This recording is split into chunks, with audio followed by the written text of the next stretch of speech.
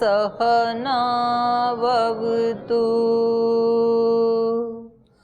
सहनौ भुनक्तु सह वीर्यं करवावहै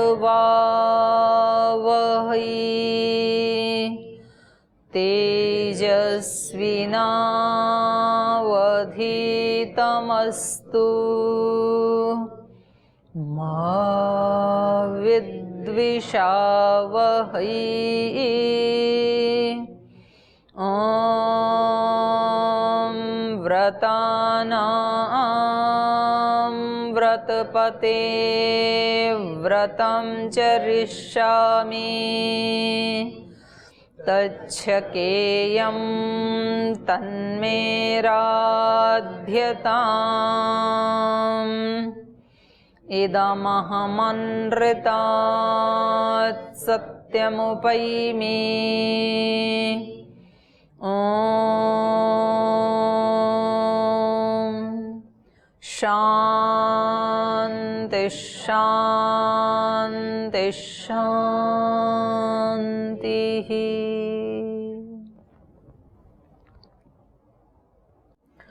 पिछली कक्षा में हमने पढ़ा था कि दीति तपश्चर्या में लग गई, घनघोर तप कर रही हैं वो, तपस्ते पे सुदारुणम, और इंद्र उनकी सेवा में उपस्थित हो गए, क्योंकि इंद्र को पता था कि अगर इनका तप पूरा सफल हो गया और इनको वो शक्ति मिल गई यदि परमात्मा से मेरे को मारने वाली, तो मेरा अस्तित्व खतरे में आ जाएगा। तो इसलिए इनकी सेवा शुश्रूषा करके इनसे आशीर्वाद ले लेना चाहिए और इनके क्रोध को शांत कर देना चाहिए, क्योंकि इंद्र के ऊपर क्रोध था उनको। तो इसलिए उन्होंने उनकी सेवा करना शुरू कर दिया। तपः तस्याम हि कुर्वत्याम परिचर्याम चकारः सहस्राक्षो नरश्रेष्ठ परया गुण संपदा। परम गुण संपदा वाले जो सहस्राक्ष जो इंद्र हैं, हे नरश्रेष्ठ, उन्होंने तस्याम तपः कुर्वत्याम, उस दीति की तपस्या करते हुए उसकी परिचर्याम चकारः, उसकी परिचर्या करना शुरू कर दिया, उनकी सेवा की उन्होंने, इंद्र ने। तो ये एक तरीका है, कोई अगर हमारे ऊपर कोई नाराज है और हमें उसकी नाराजगी दूर करनी है, तो ये एक तरीका है, उसकी सेवा करना शुरू कर दें। तो सेवा करेंगे तो उनकी नाराजगी दूर हो जाएगी और उनके फिर से आशीर्वाद मिल जाएंगे, तो हम उससे बच जाएंगे। तो ये जैसे क्षमा मांगना, जैसे प्रायश्चित्त करना, अनेक अनेक तरीके हैं ना। किसी के प्रति अगर किसी को कोई त्रुटि हो गई तो उसका एक तरीका क्या है? क्षमा मांगना। क्षमा मांगने का मतलब ये नहीं है, देखो क्षमा मांगने के भी दो तरीके हैं। क्षमा मांगने का एक तो है कि भाई मेरे से भूल तो हो गई और अब मेरे को दंड मिलेगा, तो दंड से डर करके क्षमा मांगना एक तो उस दृष्टि से होता है, तो वो अच्छी उत्तम कोटि की क्षमा याचना नहीं है। दंड से डर करके कि अभी कष्ट होगा, फल मिलेगा तो दंड मिलेगा, तो वो ना मिले, उसमें कुछ कमी आ जाए, उसके डर के मारे क्षमा मांगना, तो ये हेय कोटि की क्षमा याचना है, अच्छी कोटि की नहीं है ये। और मेरे से त्रुटि हो गई तो इसका तो दंड मिले मुझे, पर आगे मेरे से त्रुटि ना हो इसलिए क्षमा मांगना, ये उत्तम कोटि की क्षमा याचना है। नहीं तो फिर आदत पड़ जाती है व्यक्ति को, अपराध करो क्षमा मांग लो, गलती करो क्षमा मांग लो, गलती करो क्षमा मांग लो, तो फिर वो भूल तो ठीक नहीं होती है ना फिर। तो ये वाली क्षमा ठीक नहीं है, ये उत्तम कोटि की क्षमा नहीं है। न मांगने से तो चलो ठीक है, इतना भी मांग लिया तो थोड़ा तो उसका शांत होगा दंड देने का, लेकिन आपका तो सुधार होगा नहीं, फिर आप तो करते ही जाएंगे त्रुटि। तो हमें त्रुटि के लिए, त्रुटि ना हो उसके लिए क्षमा मांगना चाहिए, तो एक वो तरीका है। और दूसरा तरीका है उस व्यक्ति की विशेष सेवा शुश्रूषा में लग जाएं, तो फिर वो भूल ही जाएगा कि इसने कोई मेरे प्रति त्रुटि की थी, कोई अपराध किया था, ये दूसरा तरीका है। ये तरीका तब अपनाया जाता है जब वहाँ से हमारा बहुत अनिष्ट होने की आशंका है, अगला व्यक्ति ज़्यादा ताकतवर है हमारे से और उसकी नाराज़गी हमारा काफ़ी नुकसान कर सकती है। तो तब तरीका ये है कि उसको सेवा शुश्रूषा से प्रसन्न किया जाए। तो ऐसा ही इंद्र ने किया। तो ये हम पढ़ रहे थे। तो पीछे की कक्षा से कुछ पूछना है किसी को, इस कक्षा से संबंधित? जी। यहाँ पे इंद्र को सहस्राक्ष बोला है, सहस्रो चक्षु वाले, तो पद विशेष आपने बताया था, तो सहस्राक्ष उस पर कैसे घटित था? क्योंकि उस इतने ऊंचे पद पे जो बैठेगा उसको तो सहस्राक्ष होना ही चाहिए। सहस्राक्ष का मतलब है सब तरफ जिसकी आंखें हैं। तो कोई इतने ऊंचे पद पे बैठा है जो देवों का भी राजा है, तो यदि उसकी आंखें सब तरफ नहीं हैं तो कहीं कुछ भी हो जाएगा। जैसे कोई एक गुरुकुल का आचार्य है तो उसको सहस्राक्ष होना ही चाहिए, और नहीं तो वो बस जहाँ रहता है वहाँ का तो देखेगा, और बाकी गुरुकुल में कहाँ क्या हो रहा है यदि ये उसको पता नहीं चलेगा तो फिर तो कहीं कुछ भी अनर्थ हो जाएगा ना। तो जो जितने ऊंचे पद पे है तो उसको उतना ही चारों तरफ दृष्टि रखने वाला होना चाहिए। तो सहस्राक्ष का मतलब है एक ही तरफ आंखें नहीं हैं, हजारों आंखें हैं। जैसे माता पिता की रहते तो घर में है, लेकिन अपने बच्चों पे भी दृष्टि होती है, रिश्तेदारों पे भी होती है, अपने धन पे भी, कमाई पे भी। जो जिस घर का मुखिया है तो उस घर के लिए उसकी चारों तरफ दृष्टि होती है कि किधर से अनिष्ट आने वाला है उसको हटाता है, किधर से इष्ट की प्राप्ति हो सकती है तो उसको लाना चाहता है। तो इस रूप में है ये। ओम प्रणाम दीदी जी। एक वाक्य पे हम चिंतन कर रहे थे, उसमें एक जगह तो लिखा था कि ये जो सृष्टि है ये मिथ्या है, और क्या इस संसार के बारे में लिखा था कि ये सृष्टि मिथ्या है और परमात्मा सत्य है।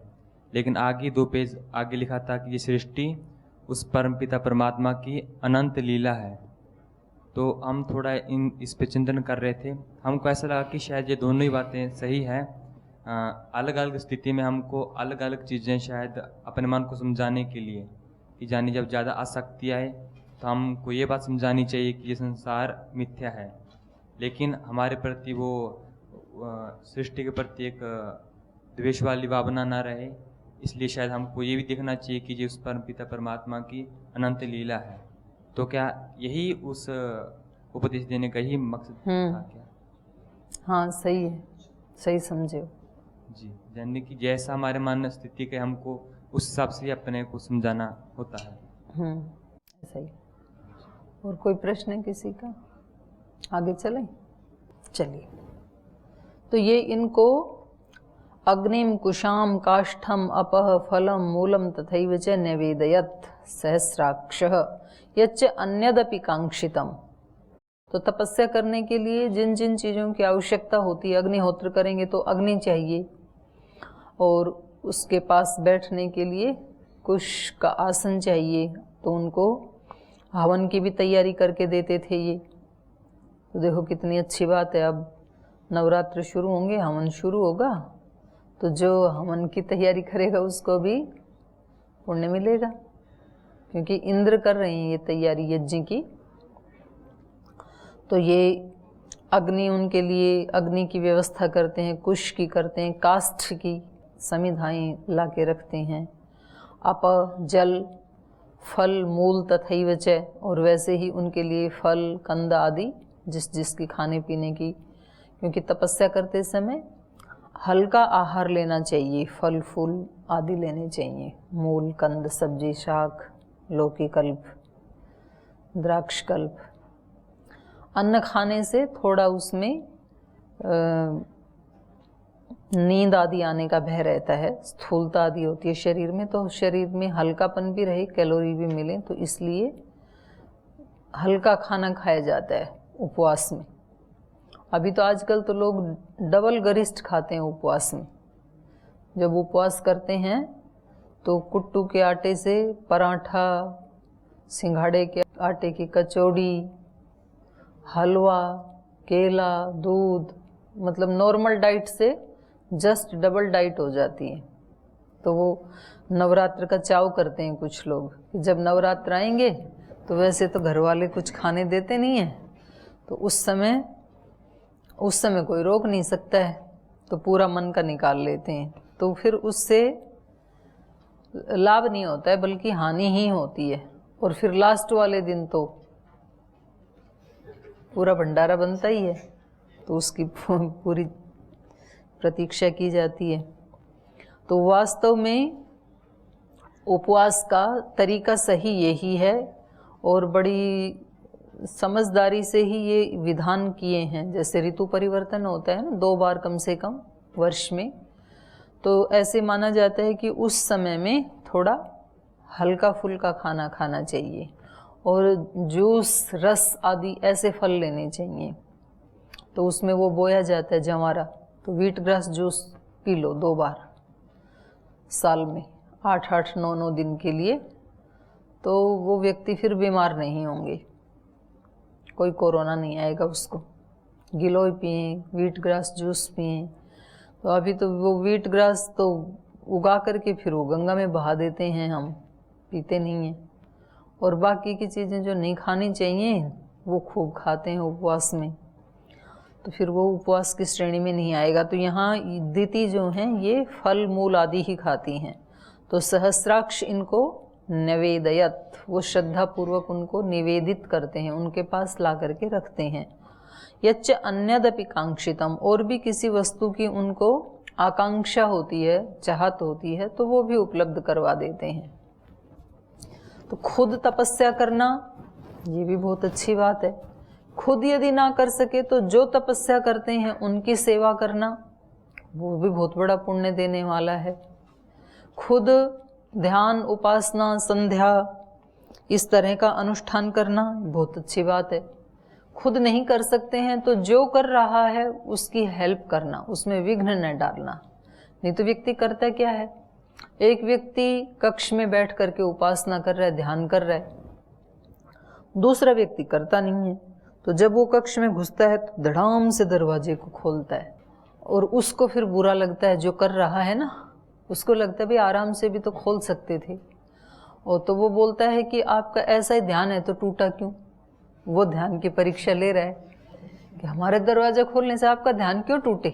यदि आप इतने ही भक्त हैं तो आप अपना ध्यान लगा के रखो, हम कैसे भी दरवाजा खोलें।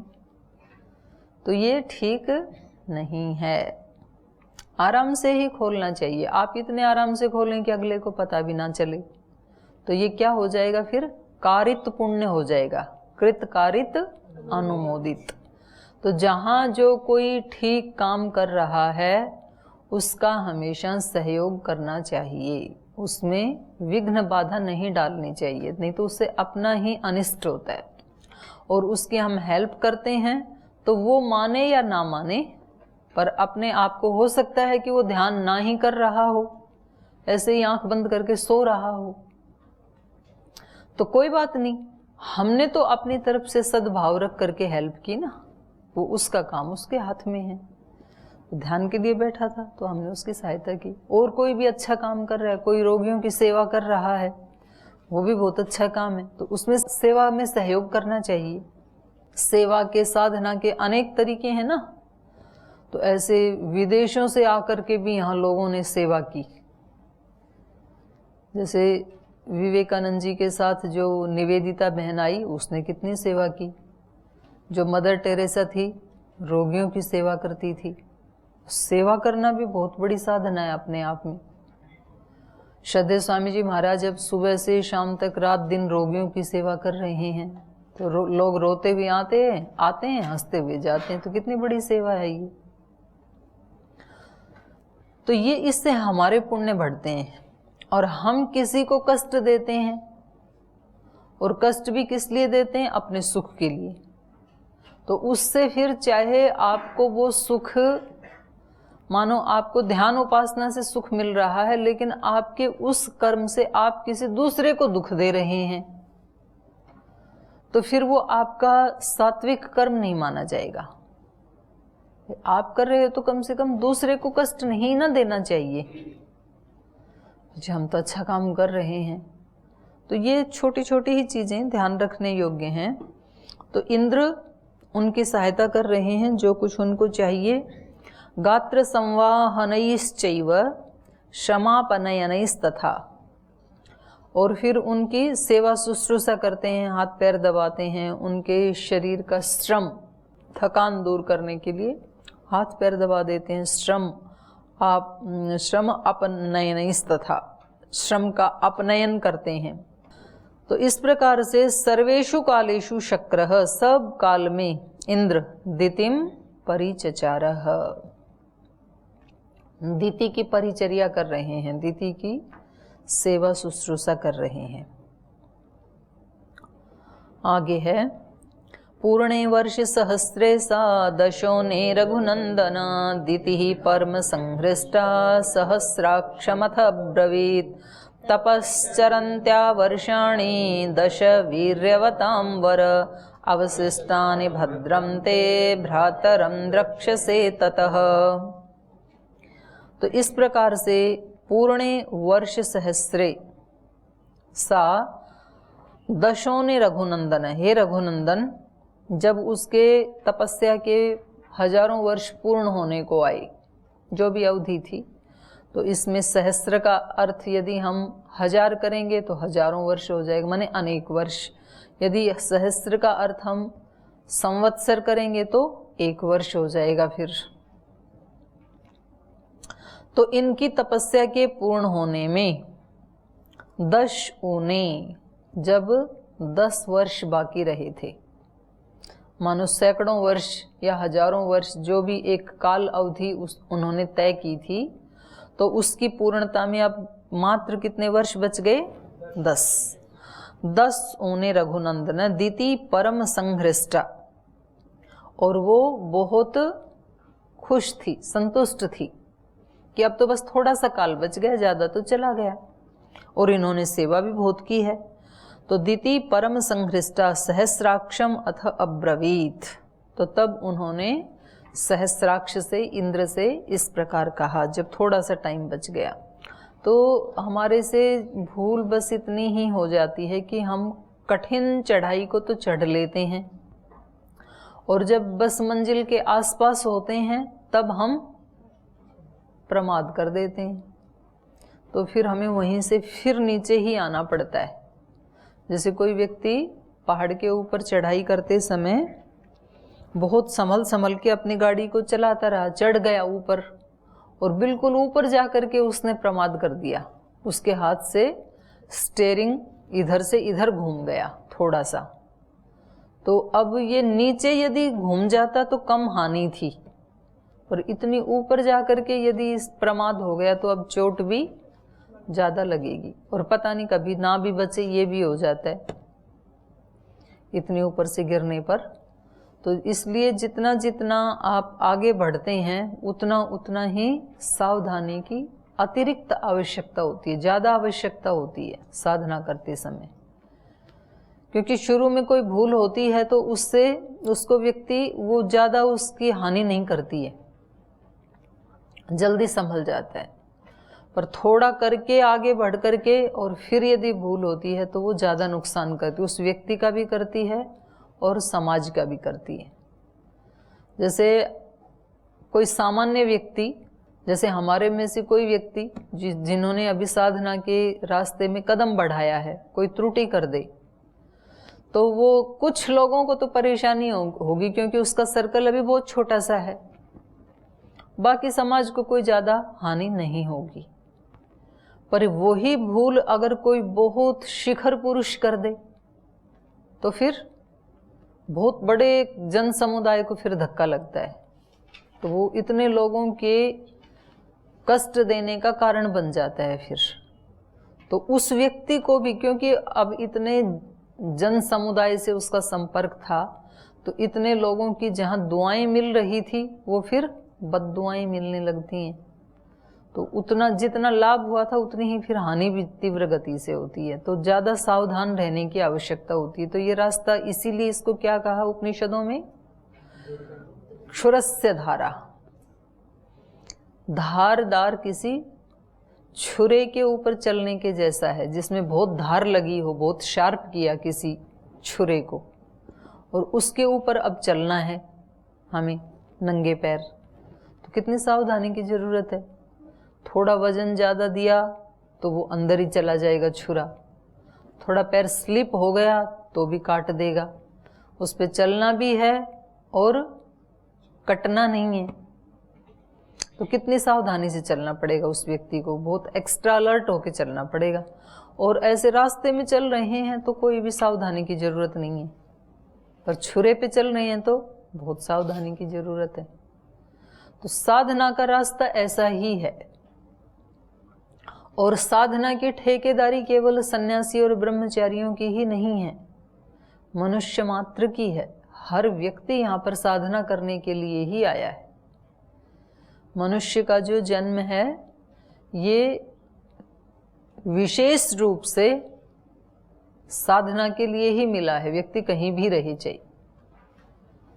बाकी की चीज़ें तो सभी योनियों में प्राप्त हो ही जाती हैं, खाना पीना, सोना, इंद्रियों के सुख, वो तो कहीं भी मिल ही जाते हैं। तो इतने मात्र के लिए माने हमें अच्छा खाना मिलता है या अच्छे इंद्रियों के सुख मिलते हैं, अच्छे रहने को मिलता है, ये तो मनुष्य के जीवन का उद्देश्य नहीं है। तो मनुष्य में उन लोगों से अधिक क्या है, किस चीज की विशेषता है मनुष्यों में? उन दूसरे प्राणियों से मनुष्य में कौन सी चीज अधिक है? बुद्धि, ज्ञान, कुछ भी कहें आप। उनमें बुद्धि नहीं है, उनमें ज्ञान नहीं है, मनुष्य में ज्ञान है, तो ज्ञान के कारण विशेषता है। लेकिन ज्ञान के कारण भी विशेषता नहीं है। उस ज्ञान को सन्मार्ग में लगाई, ये विशेषता है मनुष्य जीवन की। मानो किसी व्यक्ति के पास बुद्धि तो बहुत है, ज्ञान तो बहुत है, लेकिन उसने उस ज्ञान का यूज कहाँ किया, दुरुपयोग कहाँ किया? अनेक लोगों को सताने में किया। जैसे ओसामा बिन लादेन में क्या कमी थी दिमाग की, कितना शातिर दिमाग है, लेकिन उन्होंने उसका प्रयोग कहाँ किया? लोगों को सताने में। तो फिर वो मनुष्यता की विशेषता नहीं है, वो दुर्भाग्य है मनुष्य जीवन का। तो मनुष्य जीवन में मनुष्यता किसको कहेंगे? सद्बुद्धि को कहेंगे, केवल बुद्धि को नहीं। सद ज्ञान, सद्बुद्धि माने ज्ञान भी हो, बुद्धि हो, और उसको फिर वो व्यक्ति अपने और दूसरों के कल्याण में लगाए, अपनी भी सेवा करे, दूसरों की भी सेवा करे, अपने को भी उद्विग्न ना होने दे, दूसरों को भी ना सताई। नहीं तो दूसरों को कष्ट देता है बुद्धिमान व्यक्ति, तो फिर वो मनुष्य की विशेषता नहीं कही जाएगी फिर, क्योंकि अपने से कमजोर को प्राणी भी सताते ही हैं। बड़ी वाली मछली छोटी वाली को खा जाती है। जो ताकतवर प्राणी है वो अपने से कमजोर वाले का शिकार करके खा जाते हैं, तो उसमें विशेषता नहीं हुई ना फिर। तो विशेषता किसमें है? जीवो और जीने दो। खुद भी सुख से जीवो, दूसरों को भी सुख से जीने दो, और वो जीवन ऐसा हो कि जिसमें दुख का नाश हो, दुख ना रहे हमारे जीवन में। तो व्यक्ति अपने दुख को भी हटाने का प्रयास करे और दूसरों के दुख को भी हटाने का प्रयास करे। ये फिर मनुष्य जीवन की विशेषता है, मनुष्यता है ये। कोई भी प्राणी दुख नहीं चाहता है, और मनुष्य तो बिल्कुल ही नहीं चाहता है, क्योंकि उसके पास बुद्धि है। तो इसलिए मनुष्य की मनुष्यता का सबसे पहला पुरुषार्थ का पैमाना जो दिया महर्षि कपिल ने, वो यही दिया, अथ त्रिविध दुख अत्यंत निवृत्ति अत्यंत पुरुषार्थ। दुख का नाश करना चाहिए। और व्यक्ति के दुख का नाश कब होता है? जब वो दूसरे को दुख नहीं देता है, तब होता है। सुख की कामना से कभी भी दुख का नाश नहीं होगा कि जी हमें तो सुखों की कामना है, इसलिए हम ऐसे नहीं करेंगे, ऐसे करेंगे, यहाँ नहीं रहेंगे, वहाँ रहेंगे, ये नहीं खाएंगे, ये खाएंगे, ऐसे मकान में नहीं रहेंगे, वैसे में रहेंगे। तो ये तो सुख की कामना है आपकी, और सुख की कामना जब तक है तब तक दुखों का नाश नहीं होगा, दुख आते ही रहेंगे तब। तो दुख को मिटाना है तो क्या करना है फिर? दूसरों के सुख की कामना करना शुरू कर दें कि मेरा ये जीवन किसके लिए है? दूसरों के सुख के लिए। केवल भजन गाने से थोड़ी बात बनेगी। भगवान मेरा जीवन भगवान के लिए हो, संसार के लिए हो, उपकार के लिए हो, ऐसे बोलते तो हैं। तो फिर जीना भी तो है। बोले नहीं जी, जीवन के ऊपर अधिकार मेरा, ऐसे जीऊं जिससे मेरे को सुख मिले। और मेरे को मतलब यहाँ मैं भी किसको समझ रखा है? मन को और इंद्रियों को समझ रखा है कि जिससे मेरे मन को सुख मिले और इंद्रियों को सुख मिले, वो जीवन मुझे जीना है। तो ये तो दुखी होने का अचूक उपाय है, रामबाण है ये दुखी होने का। और दूसरे को सुख देना शुरू कर दें, क्योंकि शरीर मिला ही दूसरे के सुख के लिए है, और दूसरे के सुख में हमारी संतुष्टता छिपी हुई है। क्योंकि दूसरे को आप जो दोगे वो पहले अंदर जनरेट करना तो पड़ेगा ना। आप दूसरे को दुख देंगे तो पता नहीं दूसरा उस दुख से दुखी हो या ना हो, पर पहले अपने अंदर तो उसको उत्पन्न करना पड़ेगा कि नहीं। दूसरे को आप गाली देना चाहते हैं तो दूसरा तो पता नहीं गाली लेगा कि ना भी ले, महात्मा बुद्ध जैसा व्यक्ति हो तो ना भी ले, पर आपको तो अपने अंदर पहले उसको उत्पन्न करना ही पड़ा ना। तो जो दूसरे को सुख देना चाहेगा, तो हो सकता है आप सुख देना चाहें तब भी दूसरा व्यक्ति ना ले, वो इतना अनजान हो, इतना नादान हो कि उसको पता ही नहीं है कि ये मेरे लिए मर रहे हैं। लेकिन आपके अंदर जो भावना पैदा हुई दूसरे को सुख देने के लिए, वो आपका तो कल्याण करेगी ना कम से कम। तो सुखी होने का उपाय क्या है? दूसरे को सुखी करने की सोच, दूसरे को सुख देने की सोच, दूसरे को सेवा करने की सोच, ये सुखी होने का उपाय है। जो दूसरे को वो हाथ से मेहंदी उठा उठा के देता है तो उसके हाथ में तो मेहंदी लगी जाती है, उसको अलग से लगाने की जरूरत नहीं है। फिर जो दूसरे की खुशियों का बहुत ख्याल रखता है, ध्यान रखता है, और खास करके उन लोगों की खुशियों का ख्याल रखता है जो इस संसार के लिए बहुत उपकारी हैं, तो फिर उसको तो खुशियां अपने आप ही मिल ही जाएंगी। और ये कोई बिजनेस भी नहीं है, ये माइंड से नहीं होगा कि चलो जी अब मेरे को तो खुश होना है तो इसलिए मैं मतलब जैसे तैसे कसम कस करके और वो करूं जिससे इनको खुशी मिल जाए, और फिर बोल जी मैंने इतनी कोशिश की है तो खुश हुए ही नहीं। तो फिर ये तो आपने इसलिए किया था कि ये खुश होके आपको खुशी दें, तो अल्टीमेटली आपने किसकी खुशी के लिए किया? अपनी खुशी के लिए किया, और वो होगा नहीं।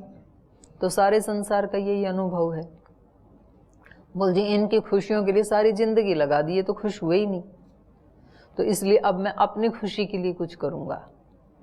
तो इसका मतलब है कि हमने उनकी खुशी के लिए नहीं किया था, वो खुश होके हमें खुशी मिले तो उसके लिए हमने किया था। और यदि वास्तव में उनकी खुशी के लिए किया था तो फिर हम तो संतुष्ट हैं, क्योंकि हमने अपना काम पूरा किया।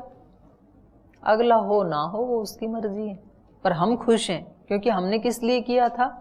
उसकी खुशी के लिए किया था, और अपनी तरफ से हमने कोई कसर रखी नहीं, इसलिए हम संतुष्ट हैं। हमने अपने कर्तव्य का पालन किया, तो वो करते करते ही खुशी मिलती है। और अपने मन में यदि कामना को छिपा करके, नीचे दुबका करके, और फिर यदि हम सेवा का स्वांग करते हैं तो फिर खुशी नहीं मिलेगी। तो मूल कारण है अपनी कामनाओं के ऊपर काम करने की मनुष्य को आवश्यकता है। और अपनी कामनाओं के ऊपर काम करने के लिए कहीं भी व्यक्ति को जगह मिल जाती है। वो घर में रह के भी कर सकता है, किसी आश्रम में भी, किसी गुरुकुल में भी, किसी सामाजिक फील्ड में भी, अपने ऑफिस में भी, दुकान में भी, कहीं भी रह करके व्यक्ति, क्योंकि तब उसकी दृष्टि बाहर की तरफ नहीं होती, अंदर की तरफ होती है। और जितनी ज़्यादा प्रतिकूलताएं हों उतनी जल्दी साधना होती है।